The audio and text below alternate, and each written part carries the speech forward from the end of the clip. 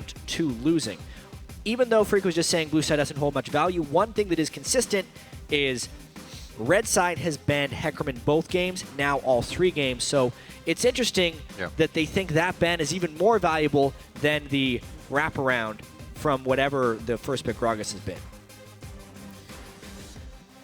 Already seeing could be Thresh banned out by Cloud9 again. The Janna could follow as well to make sure Lustboy gets hit up once more. As LemonNation's Nautilus is taken out. We've seen that these bans have not stopped LemonNation and the rest of the supports, Lustboy, from entering the jungle early game, really getting in the hair of the other team. And exact same bans from game 1. Right. When TSM was blue and Cloud9 was red. And I like this, actually. How TSM lost to the Urgot.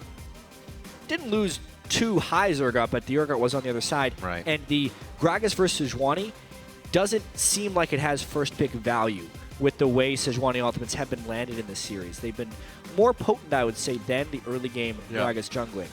Makes you question whether Meteos will even pick Gragas on this rotation or if he's just going to side with Sejuani.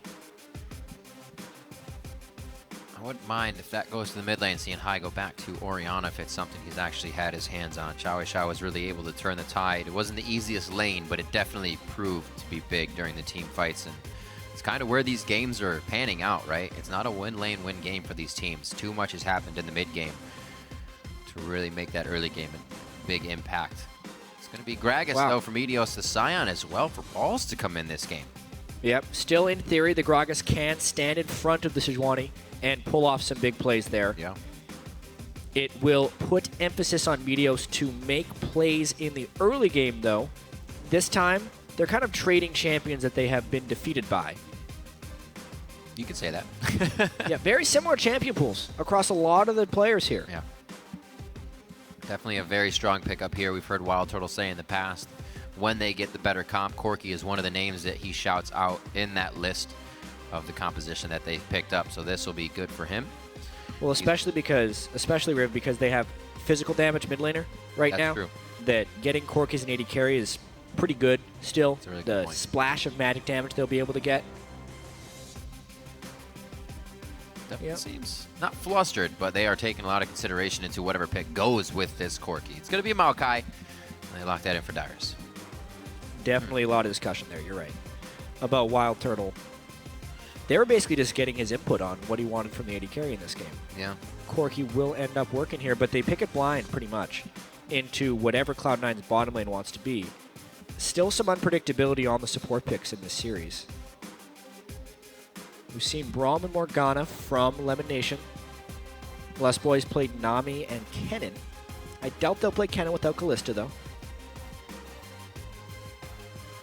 Where are the comms for C9? There you go. Lemon's starting to talk, so it's definitely going down the line here as they pan this out. C9 usually a team to wait all the way down to the last moment anyways. And double lock in to give TSM the least amount of time to come up with a pick. So far, TSM definitely shows that they can fight. And it looks like that fight is going to be matched by a little bit of fight of their own. Cloud9 pick up Sivir and Braum. Getting the extra move speed in a team fight is very important for Cloud9. Yep. Especially even in that last game. A lot of times Bjergsen would just use Ghost at the start of the fight on Kog'Maw, and then no one could touch him. Cloud9 wants a way to match that type of move speed. And they want to be the one dictating the fights. Ha ha. Remember, we are on the 5.6 patch before the massive buffs to Bard that happened in 5.7. Does that look like a face of a man about to play Bard? I think not. I don't know. I can't see. Who's there? Oh, there he is. His last point. 12 seconds. What's the swap going to be? Definitely going to get something in here. A Kennen? Ooh. Again? No Kalista this time. But still the Kennen. All right. That's very, very interesting. Even more poke from that lane. However, though, not going to be just kind of stuck to dashing around when you auto-attack and poke. Now you can throw out the fast spawns and the missiles once you get the chance. So TSM, again, going with a composition where they can whittle down their opponent a little bit before getting there. See if it works. And so what is a big, big tanky line so far for Cloud9. And what do they pick to complete it? They need a pretty solid laner to go up against Urgot. Yeah. There's still a super outside chance that TSM could do Urgot AD carry and Corki mid, but it's highly unlikely just because Bjergsen has had success on Urgot and Wildturtle is so comfortable on Corki. Loves Corki. So Cloud9 can, with most certainty, pick something against Urgot here, but this is where High's champion pool does get tested because the 2 champions he's picked so far this series, TSM controls. And he goes for a Lulu, of all things. Drew some gasps from the crowd. Not too thrilled about that, but they are getting what they need for this best of 5 series here. Haven't seen too many Lulus put up big numbers, but Xiao here in the North American LCS. We'll see what High can do. TSM also has the Corki mid right now. They do. The 22nd is the last moment they can swap for that champion select. I'm wondering if they're going to stick with that. Bloop. And it's back. Yeah. Those guys. All right. I want to talk a little bit about the Lulu mid here, specifically against the Urgot. It is a fairly resilient champion to the Urgot because you're not a victim to the lock-on as much as other people are since you can shield yourself. Yeah. As well, Lulu does work quite well with Sivir for the overall speed, but it is not your typical protection comp. Cloud9 may be very low on damage here unless Sneaky really gets going, which is a big danger here. Leaving the last pick to the mid laner and then getting something that feels like an underwhelming pick does tend to happen when you're against an Urgot. There's not very many good picks against an Urgot. Yeah. None that have been proven to work every game. So not just yet. Not very many is an understatement. We'll see what they can do. You know what that graphic means. It's time to update your votes for who you think is going to win this championship series. Tweet hashtag TSMWin or hashtag C9Win to @LOL Esports. Obviously, we will be tallying those up throughout the game. High with this Lulu pick. Definitely a question from the crowd, maybe the fans, but Cloud9 hoping that the mentality and the physical prowess still strong as they reach game 3 here. We're definitely going to have 2 more games. It's basically now a best of 3 as both teams are up 1-1. Maybe with this in the mid lane, they have been keeping Bjergsen there, right? His roam has been down because they're focusing High. Maybe High can kind of do the opposite on that and push him in. Yeah. High says Bjergsen's wave control is just one of the things, though, that makes this split's MVP so dangerous. The way he controls his wave lane, like whether he wants to push or keep it on his side, he really likes to abuse that. Say you're pushing out, right? And you don't have wards, you're going to get ganked or he's going to pressure that gank on you. So he does everything he can to try and abuse you for being in a bad spot or if you're trying to greed for something. And we see that time and time again. Yep. When we even saw it in game 1, when High was getting the return gank, especially once they can burn that mid laner's flash in the early game. Bjergsen is able to prep that mid lane wave in just the right spot. However, the early games have been very traded between these 2 teams. Mm-hmm. Much back and forth. Really, the only tangent has been when the supports have entered the jungle. But we also have seen that junglers can get themselves out of that. Santorin, namely, did not get hurt by being pushed off of his jungle at level 1. Here, a little more lax, but LemonNation, as well as Lustboy, is going to have that chance again to get themselves in the jungle and harass. Yeah, pretty cool. They didn't actually get super deep wards. Right. But they're going to end up with the lane swap again. The level 1 games by these guys have become very advanced. Lustboy getting all his Spell Thief gold for just auto-attacking right now. Ultimately, Meteos won't let him secure this blue, though. He's got a smite. But once again, Lustboy will probably push Cloud9 all the way to the other side of the jungle. They do not want to deal with that harass. They saw what happened when they themselves did the support harass to Team Liquid earlier on in the playoffs. So they're actually 2 on this one. LemonNation definitely came down a little bit later. Yeah. Huh. Strange. This time, TSM wins pretty heavily on that. Notice how they cleared their entire jungle right there. Whereas Cloud9, just the 1 camp. It's basically over a level of a single player's experience to the edge of TSM. That sapling worked out really well for Dyrus. It didn't actually push the lane any. Just ran over to Sneaky. That one will, however. It's going to be hard for him to get some CS here in the early game. It's what he's used to. He's already up by 6 for that jungle effort. So level 3 will keep him pretty nice. It's really strange what happened there. Like, both teams had the same idea of a solo support walking into counter jungle. Yep, it's been every game. Cloud9 is playing it very defensively when they start their jungle. They are sending both people immediately onto the buff so that no one can push them off the buff when they get there. Yet LemonNation was very late in his invade, which allowed TSM to make a much greedier start. Dyrus took one camp, Santorin took another camp, then they grouped for the buff. Therefore, if LemonNation would have invaded early, he could have pushed them off the early buffs and then pushed them off the main one. But because he was late, he doesn't stop anything. Same as last time. They were almost expecting TSM to do a conservative start, right, where an early invade would have been protected by the smite of the jungler and the take of the buff. But because they just guessed wrong, TSM gets the early game lead. Trying to make it that same as last time, where you just walk in with Riptide and be a nuisance on Nautilus. I guess not as easy here. Looking at that top now of Balls and Wildturtle, they're going to be matched up here in the lane. Should go pretty evenly. Wildturtle's obviously going to stay very safe here. And we'll see what Balls decides to go. It's interesting to see Dyrus level up that Soul Furnace right away, but just 1, 2, 3 for Balls right now. I kind of doubt we'll see another maxed shield lane Sion. It's like Gragas, or rather Meteos, doing a good job at getting all the scuttles. He's definitely going to be up in a bit of gold there. And Lustboy, the side roam, is able to see him. So thwarts his roam towards the bottom lane. They now know where he is. And it doesn't look like Santorin's really in a position to gather anything off of this, but more of his own jungle. He is going ahead and get a ward out, however, since he's cleared everything. Yeah, looking at early jungle CS, I mean, again, Santorin is ahead of Meteos, level-wise.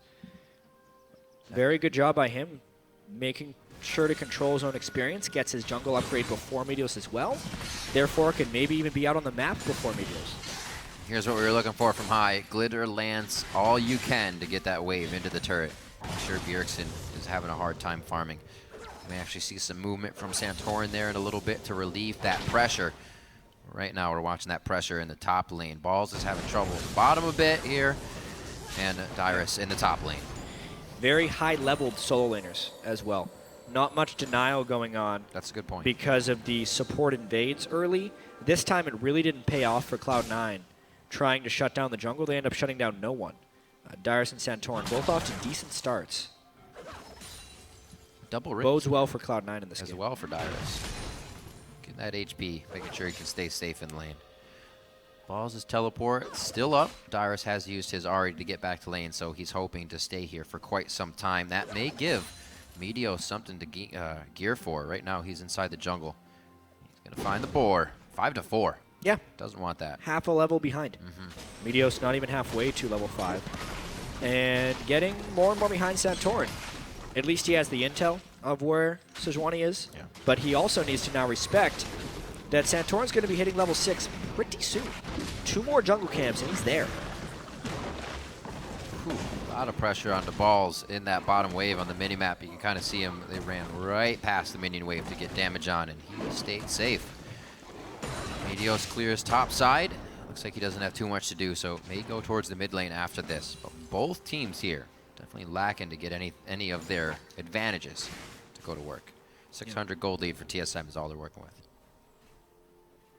Which is substantial, only 7 minutes in with no kills. That's 600 gold lead. This has been numbers. Yeah, it's been more of a one-sided. And look at the wave control. Bjergsen was praised for his wave control, but Cloud9 pushing into a level 6 Dyrus that they won't be able to dive. He's going to get a huge wave met.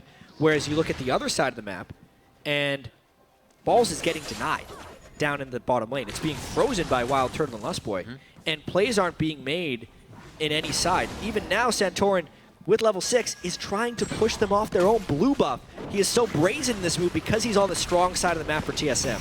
They know the level disparity cannot be fought at all. Santorin completely pushes off Meteos there. He's left to kind of just scratch his head, run back to base. Seriously, a crushing early game so far from TSM. From the very beginning, the invade from Lustboy pushing Cloud9 to the other side of the jungle. The late invade from LemonNation that does not deny TSM at all in their greedy start. Add to that the wave control in both of the side lanes. Yeah. Dyrus eating experience at his turret. Balls starving at his turret. 2 level advantage in the jungle. 2 level advantage in the top lane. 1.5 in the jungle, and an 800 gold lead off minions alone. And really? I was about to say, the mid lane matchup even being even kind of shows the threat that Lulu didn't pose to Santorin going in the jungle. He wasn't worried if High came over. He would have been able to get out easily anyways. And this is huge. Again, the wave control is key in this game. Santorin broke that because he knew the wave would freeze against High, and High needed to shop. If High leaves right here, he loses 2 waves of experience. That's why he wanted to stick around, shove that wave into the turret, not let it freeze, and then he's able to shop. But it's a delayed shop. Bjergsen, full, able to get his blue buff without punishment, increasing TSM's edge. Great timing is here as well for the blue. Something I've been watching more lately, but haven't watched enough games yet to really see who does it and who doesn't. But a lot of mid laners who get blue and then back, you're losing good 30 seconds on that blue. That if other people are aware of that, they're going to use that window at some point. Always ideal to get blue right after you come out of shop. Obviously, you can't always set that up. Sometimes you lose vision control. Sometimes the enemy preps a trap for you. Or you want to get your buff off the map so they don't. All those things. I mean, Cloud9 couldn't control their own blue buff this game. They were trying to get it off the map, actually, but Santorin beat them to that spot. The duos have matched back up. We'll see how this fares. It hasn't been like this for too long, but we can already see level 7 for Wildturtle over the 6 and 5 to Sneaky and LemonNation. Pressure here towards Bjergsen in mid. There is the flash ult that they wanted. The teleport in is going to keep Bjergsen there. He chooses to swap out onto Meteos. That's the guy that was going to do the damage and keep him in the fight. And they turn that one around for a kill. Dyrus' teleport comes in and gets it. Great job by Bjergsen there, withstanding the burst from the Cloud9 gank. Meteos using his E-Flash, and it actually gets turned around on him. That is disastrous for a Gragas jungle. Getting first blood onto Dyrus as well will only extend the disparity in that top lane matchup. TSM with a fantastic start. Bjergsen saying thank you very much, Summoner Heal, throughout that play. Definitely helping him to stay alive on that one. I tried to get the Ignite down, but it did not cut through enough. TSM's pressuring this, but it looks like Cloud9 is getting in their face a little bit as well. I don't think they'll be able to work off that too much, just some trade damage. Yeah, Cloud9 in a pretty tough spot right now. They need to make some opportunity here with Sneaky and LemonNation. Sneaky as the main damage source needs to be the one that's fed in this matchup. Currently he's got a BF sword to a Sheen, slight advantage. Balls also looking like he's going down bottom lane. Cloud9 needs to consolidate right now since they are losing the split-up game and try and put everything onto Sneaky at this point. See how that first gank went through. Yeah, I mean, this is basically just Meteos flashing in for the E, but nice heal as he's getting ignited. And honestly, Maokai plus the Sejuani ultimate leaves little for Hyde to escape from. Meteos did not want to commit for that because it easily would have been a kill traded back. Again, a game where they try to keep Bjergsen down and get a kill for him. And during that entire replay, Balls has been standing at the Cloud9 turret, hoping that TSM would get aggressive in this game. Waiting for that ult, yeah. They end up pinking a brush to get vision control, but they've already shown 3 in the bottom lane. If they're losing so much time, if Cloud9 doesn't make a kill or 2 out of this, and instead just trades turrets, this becomes the impractical version of the home guard Hecarim now. You wait for the fight to happen, and then you come flying in, but did not get the fight. A waste of time there, but they do get the turret, so the team does gain a bit of an advantage here. Dyrus is trying to get this wave cut before it even gets to the top turret, so given a good bit of harass there, and TSM controls the top of the map quite well. Whoa! Oh my. Flying through Lustboy, and is going to get the turn for Bjergsen onto High. Great communication there, and High, look, he wasn't even expecting that, and I think that's the problem. That is the problem. There's a lapse in vision control from Cloud9. They spent 2 minutes trying to set up a gank in the bottom lane, not warding River. As soon as they did that, since TSM had abandoned the bot lane, Lustboy makes a completely unexpected play. Instead of basing, runs to mid lane, gets the gank for Bjergsen, and that is a very smart roam. Yep. This one seems to be extended to more players of Team Solomid as well. It's not just the High focus that can seem to come back to bite them this time. They're working the advantage nicely. And Smite goes off. Nicely done by Meteos to get that. Yeah, he waited for the barrel to be max charge, smited with it. Very good secure there by Meteos. critical in order for them to stay in this game, actually. Yeah. That they control some of their own objectives, because TSM has just been steamrolling them to this point, 13 minutes in. Well, they know they have the advantage, so they're trying to create that pressure. Santorin, impressively, not afraid to do that all over the map. We already saw the early blue roams, and the double sights from him and him and Lustboy, rather, are going to allow them to keep doing that. And if we're looking at this game, bigger picture, just the team comps, if this was actually even gold, even then, TSM, you could argue that they have a more team fight focused team composition. The tanky mid laner, the Sejuani ultimates that we've seen so critically, even the Kennen ultimate from Lustboy really locked down the potential one carry on this Cloud9 team. Cloud9 needs to actually kind of snowball ahead in this game so that their shields can help their tanks be enabled, and that Sneaky can run in with all the cavalry basically that Cloud9 has put together. Losing this early game makes it more and more difficult. Unless they turn something around soon, they're going to be down 2-1. Pretty good spike with the Triforce, and the Manamune being finished up here for Bjergsen. He's charging that up quite well. Just about 340 on that. He was just over 20 minutes last time we saw him charging one of those on his Cogma. Lustboy and Turtle back to the top lane. It looks like they're going to start going for these turrets and see if they can get them dropped down. But Meteos looks like he's read this quite well, and it could actually play right into their hands. Need to get some turret trades going down. Cloud9 in game 1, when they started falling behind early, was able to successfully trade objectives against TSM. Yep. Wherever TSM was, Cloud9 was on the other side of the map, and they were using their shove in that way. That game, though, they had pretty decent vision control. This game, it's somewhat lacking. Only defensive wards for Cloud9, meaning anytime they commit on a turret, they are putting themselves at risk.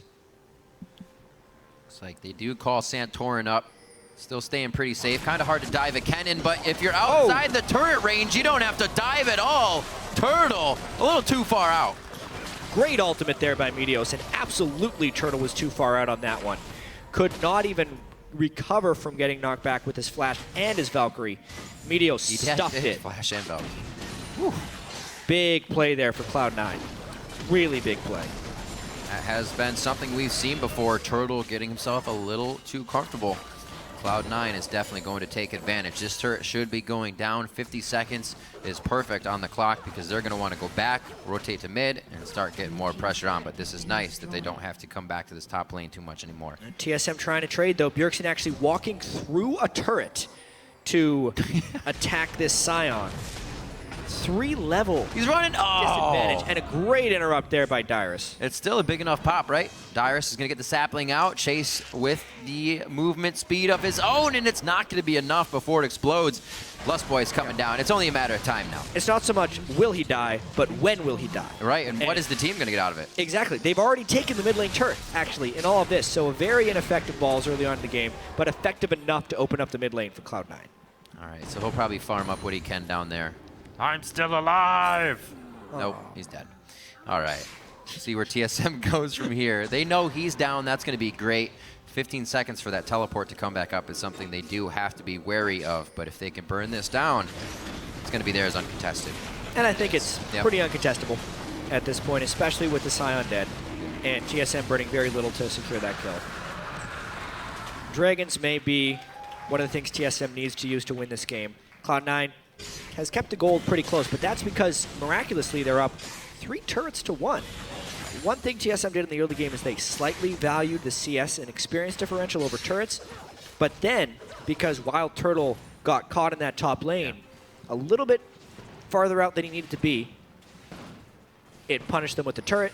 Again, then they chase a kill for balls, punished with another turret, and suddenly the turrets are the only thing keeping Cloud9 in the game. But because TSM is still stronger as a 5-man unit, as long as they just maintain control and don't get picked off by a very threatening Meteos, they will kind of catapult themselves into a 3,000 or 4,000 gold advantage. And I love the way they're building as well. Dyrus, he picked up the Catalyst. We could go Rod or Righteous Glory, which he likes, but then he just went Armor, knowing High's not going to be killing me. Sneaky's getting pretty big. I'm going to be able to be on Sneaky all day and just walk around the rest of Cloud9. Usually when a Maokai goes Catalyst and doesn't upgrade to Rod of Ages right away, dead giveaway. Righteous Glory. Righteous Glory for Dyrus. They're going to rely heavily on Wildturtle and Bjergsen for damage. Which, honestly, if High gets going a little bit on Lulu, would be a little bit low in the damage department. not having Yeah. big damage from their top laner, Sejuani and Kennen, since it's not an AP Kennen, it's just a jungle Sejuani, could be shieldable damage from Cloud9 in teamfights. Turtle getting as much of the resources to go down in his favor as possible before he takes down this turret. But this just means that TSM knows what they want right now. The rest of the team isn't going to get themselves to do a crazy fight, and they are just biding their time before they do get what they want. Cloud9, however, has squeaked themselves through that river area. Has a nice line of wards behind TSM's front line, which could prove useful here. TSM not on that side of the map, though, and C9's wards not really working too well. They're telling him TSM isn't there at this point, but not where they are, that's for sure. Yeah. Luckily, none of them have died in that 3-man excursion TSM took into the jungle. Dyrus grabs top, and the game continues now. So much vision in Cloud9's jungle right now. You can tell TSM is kind of prepping the picks, but Cloud9 is nowhere near that spot. Really strange series of events right there. But the turrets have equalized, as we said. Kills less and less throughout each game here. We're at least 5-5 at this point last game. 30 seconds on to Baron. We saw teams heading for that just a few minutes after it spawned last time. Enough core items as well to make this go down quite quick. And Infinity Edge is finished up onto Sneaky. Yeah, we need to... 1,200 gold as well. Yeah, need to look at the power spikes here. Sneaky trying to farm this one out. Very typical of him to sit on an Avarice Blade for a long time. Wildturtle with Trinity Force and BF is very strong right now. When Last Whisper gets completed onto Bjergsen, he's really going to take off because that could sync with his Manamune transforming. Additionally, Dyrus finishes Frozen Heart, which is huge to match what Balls has. And overall, I think TSM is hitting more power spikes than Cloud9 has right now. But 3 turrets to 3 is actually not the perfect opportunity for forcing, unless they can use these wards that they've placed in Cloud9's red jungle to catch somebody out. So I think Meteos is going back, buys a Righteous Glory outright with about 1,500. High still sitting on a bit of gold. Over the past few minutes, Cloud9 was sitting on at least 4,000 to 5,000 gold across the board. So it was a good thing that they did not get caught up in a fight here by Team Solomid. But that has been something Cloud9 is strong at, is dancing around their opponent. Right there, we do see a bit of the trade and how much damage has been built up. We haven't actually gotten to see these guys use these spikes yet. Well, there goes Lulu ult. That was fast. High really thinking that there were more people there. Shows you how little Cloud9 knows about the map right now. It also goes to show you how much they're in his head. Yeah. He thinks he's going to get killed as soon as he gets targeted right now. This is huge for TSM. They love this 5-man group in the mid-game trying to push down this turret with poke, and they know there's no Lulu ult. Tons of poke. Waiting on that next wave, slowly creeping up behind them. Still a bit of wave clear to come from that Sivir and Gragas. They're not going to have any trouble with that. Lulu as well, throwing a Glitter Lance if any minions stand tall after all of that clear. TSM are going to have a tough time here. They may have to force this one. They could, if they go soon, they could get it before the Lulu ult, but honestly, they're not getting enough poke down to warrant a dive. Right. Yeah, that's true. Wildturtle does have the strength of the level 2 ultimate on Corki right now. Bjergsen does have the strength of the Last Whisper, but they're just not locking on to the right things, and they end up not being able to get anything done. They can ward around and position for Dragon 3. That's what they'll have to do. Just about 300 gold. High will have that Rabadon's able to put out a bit more and maybe change the mind of Turtle in some of these fights, and Lustboy if he can cancel them out. It's going to be difficult for them. The Lulu pickup did not make things easy for this game for Cloud9. Hasn't yet. He's been heavily punished by Bjergsen in the laning phase, which is what we expected to happen a lot in this series. True. If High could somehow split with Bjergsen in every game, Cloud9 may actually be the favorites in this series. But that's why Bjergsen is the most valuable player. Yeah. He demolishes his lane opponents routinely. And it's a 1,000 gold lead thus far. It's the pressure, though, that is being applied on the map from that mid lane position and the denial of High's farm that they hope to create the most advantages off of. Well, it's hard to shut down the MVP. Definitely is. Yeah. See if we can get a little action. Oh, here we go again. Mid lane. Oh, curve it! Curve it! Ah! Yeah. That's pretty good aim, though. Well, got it well. So Again, what can they do this time? This is the old Cloud9 play. Excursion. Balls tries to run away, distract as much time as possible, whereas Cloud9 is actually making a play on the other side of the map. Yeah, they are. Top turret. Dyrus is getting hit up, and there's much more catch potential on the tree here to be cut down. The stun bot of Lustboy comes in, though. My. This is why you don't dive a Kennen. It gets a little too hard. Lustboy's going crazy right now, and alone saves Dyrus. 2 deaths across the map there for Cloud9. Balls eventually fell, and then, my goodness, the ultimate there. Dyrus, home guard, he's going. It's going to be right in front of the bear pit. On too high. The glitter lance didn't actually connect all the way. That's going to be the swap as well. High only has a matter of time here before he goes down. It's not going to be Cloud9 that's closing in. It's more members of Team Solomid. Disaster there for Cloud9. TSM doesn't take the trade. No. They steal it all from Cloud9. Balls dies in one lane, the dive fails in the other, and desperately Cloud9 wants to stop this Baron, but that's a tall order. Meteos, he is there for the 50-50. That's really the only thing that stands. TSM will call off of it. Meteos has no chance to go over the wall now. He's going to be 1v1 Turtle. Throws his head into the shell and just ducks into the fight. Somehow pops out alive on the other side. Sneaky's Meteos here throws now. the barrel. Turtle does finally go down. Sneaky's going to start throwing the boomerang blades into the pit. That's the early smite, and Dyrus actually comes up with it. That could have been very bad for Team Solomid. What chaos, but at the end of the day, they only lose Wildturtle and they secure the Baron, so mission accomplished for TSM. They get the Baron and they extend their gold lead. Such a chaotic end to what was such a clean series of events there for TSM. Sneaky running down. Dyrus is saying, you're not getting this dragon alone. It looks like Dyrus is actually going to try and start this if he realizes that Sneaky's too far. So good plays by Team Solomid, really repairing what was going on around the map. It looked like Cloud9 had everything instantly turned in favor of TSM there with a quick act from Lustboy. Well, TSM had that amazing lead from the early game, and it's all about transitioning that into the mid and late game. Yeah. And they have been doing so. Cloud9 held on for a bit with some objective trades, but as soon as those trades go wrong, the whole building falls down, right? The crack show, and it's a collapse. That's basically what's happened here for Cloud9. They were so far behind early game. As soon as they make one mistake in a rotation, TSM goes to crush them. They're trying really hard to get back in this game because it is desperation time right now. His ultimate just came up, but I don't think they wanted the fight. Slicing Maelstrom will not be used here. Dyrus, the martyr of the fight. He says, guys, leave me. I will be okay. They do pick up, Sneaky picks that one up with 3 assists on the team. And I'm not sure TSM is too worried about that just now. They have some room to work with here. A 5,000 going on 6,000 gold lead in just 100. And they have been playing it quite strong. The longer Cloud9 can keep the waves pushed out, the less they have to worry about the Baron buff that TSM has. Ideally, Cloud9 doesn't want to lose their second-tier turrets here, so they want to stay on the offensive, but they're just not that strong. They have a numbers advantage at the moment, so if they can catch someone from TSM, that's the play. Elixir of Wrath for Bjergsen. He loves those elixirs. His Mirror Mana finished up a little bit ago, so he's going to be outputting quite a bit of damage. And really great plays. You can definitely see the confidence from Team Solomid's play. That was obviously a call from Dyrus. Nobody was like, Dyrus, you're half health, quick teleport in. He was probably saying, I'm home guarded, I can still make this work. Let's make it happen. Immediately. He didn't even wait to heal the full. Exactly. Because he saw the play right away. First off, he survives and makes a great flash over the wall. Secondly, he comes up big. He's really performing. I mean, of all people, Charlie, the Cloud9 coach, said Dyrus would step up in this series. If TSM is to win, it needs to happen.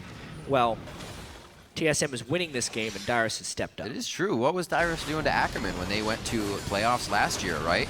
Getting a little too excited. Even the team said, Dyrus, you need to calm down. You're throwing us off our game because you're so crazy. Here, again, he's just being a rock that TSM needs. Doesn't need to go crazy, just needs to be consistent, and that's what they're getting. 3 dragons now as we're 27 minutes into the game, a 7-3 lead. It just seems like TSM really, as you've said before, Jatt, prides themselves on fixing their mistakes in a best-of-5 series and being able to just come out on top. Yeah, the Urgot first pick, very huge here. Elixir consumed for Bjergsen.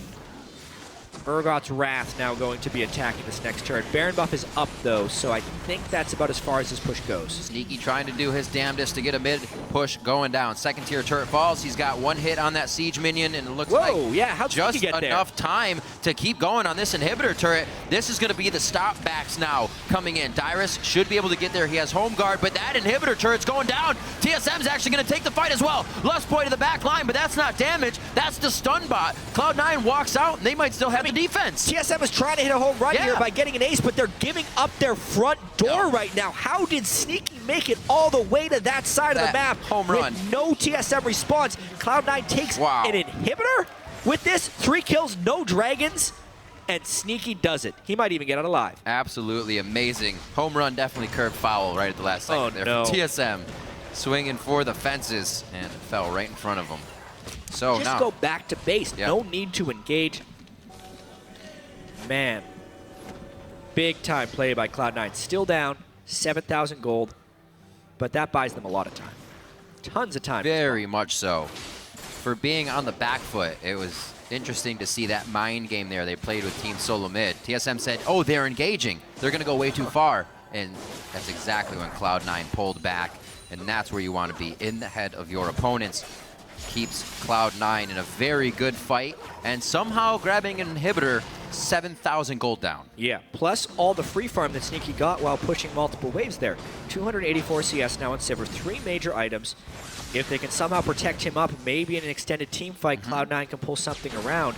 We kind of knew that was the win condition for Cloud9. Get Sneaky ahead, get the shields going. If TSM doesn't build enough damage into the non-Urgot and Corki members, then maybe Sneaky can AoE people down in a team fight. And that is a stronger maybe now that Sneaky's been able to do that. Very true. Also see a Rylai's Crystal Scepter picked up here on Lustboy. One of the only times I might say it's okay. You're not the guy going in to kill. Are they trying to fight? It looks like it. That was on the hunt. Balls comes through, rings the dinner bell for Bjergsen. Now, Lustboy goes in. That's going to be the Rylai slowing C9 to re-enter the fight, as well as Dyrus. Vengeful Maelstrom mitigating all the damage that the front line has taken. Lustboy finally falls after the fight. Has already been extended to a long one. Falls now to the back line. He goes down. With Lustboy down, that means TSM still has damage on the map, and they're going to push forward. Cloud9 must have seen the window, seeing Dyrus is off on the side, but he could easily teleport in for that fight. A poor force there by Cloud9. Losing their front line in that battle. Cloud9 did not have the lead to be willing to force like that with the Sion off. They end up losing a turret afterwards. This is good. Do they stop it, though? Do they stop the backs? Oh, it's already Santorin in the base. No worries. The minions will be stopped before they get to the Nexus turret. Still looks like Lemon wants to put a little bit of pressure on to get as much as they can out of this one. It's not going to be much more than just the pressure. I mean, at least they have those super minions in the mid lane, so... Right, a little bit of time. Cloud9 should only force like that if the super minions are going to be taking something from the TSM base, or if TSM has a base defender that is trapped there. A questionable fight for Cloud9. It's actually been one of their Achilles heels throughout the year, is just taking some really aggressive fights when they're really far down in gold. Right. It didn't used to be a problem for Cloud9 because they were never they were never behind in games. Right. And what is happening?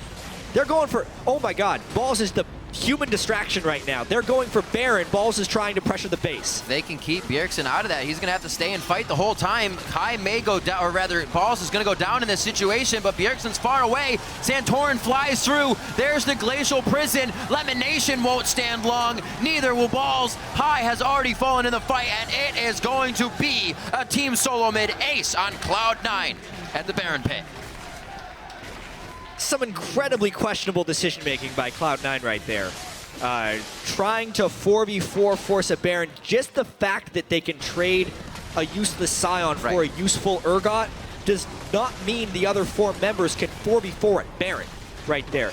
Lustboy lands a beautiful ultimate, and the entire Cloud9 team gets wiped. They've just given themselves so much breathing room. Rinse and repeat. You're obviously not going to get a double turret push with an inhibitor, but you just did what you need to replicate. Wait for them to push too hard and figure out a way to get around that fight and flank them. Oh, man. Lustboy playing with death. Yeah, that was a ridiculous series of events right there. Cloud9. Yeah, over and over. Cloud9 made one good play, which was the inhibitor take, but they followed it up with 2 poor choices. And TSM is, again, in full control of this Game 3.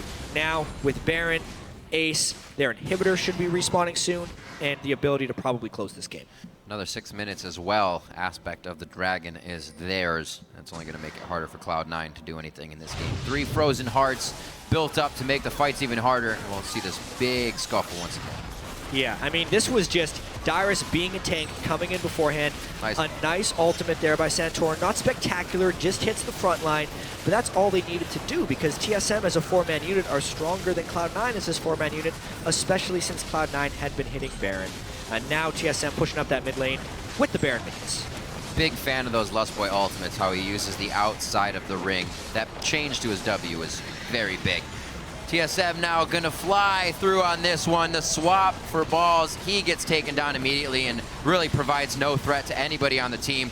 Even Cloud9 knows they cannot try to get any extra pressure on with that distraction. Great third game coming in here from Team Solomid. They definitely used momentum from game 2 to make this one work. Well, they're not even waiting for minions here. A little bit greedy, but they are so strong. Cloud9 recognizing the greed, tries to fight. That's the Sivir ultimate. LemonNation goes down. Dyrus is gigantic right now. The main tank on that turret the entire time, and he gets out alive. Turtle and Dyrus are bleeding red, but the base is open, and TSM's about to tear it down. They just got to go catch that mini wave in the mid lane. They have 4 people dead on Cloud9. Balls coming up shortly. 2 people to defend here for Cloud9, but 5 pushing for TSM. 34 minutes on the clock. The first Nexus turret will fall as Team Solomid pushes their advantage here. Very nicely done coming into game 3 with the Urgot composition out of the mid lane. Bjergsen again on a 5-0-8, a great KDA to bring the team up for a victory here. 20-4 at 34 minutes. Team Solomid make the series 2-1 over Cloud9. And again, the reverse sweep becomes a possibility. And indeed it does. Team Solomid drops the first game of the series. They come back in game 2, win a very hard-fought game. And then here in game 3, there was almost never a doubt. From the very beginning, the jungle harassed by Lustboy, the wave control that TSM had in the top and bottom lanes, and the domination that Bjergsen had 1v1 against High were all evident.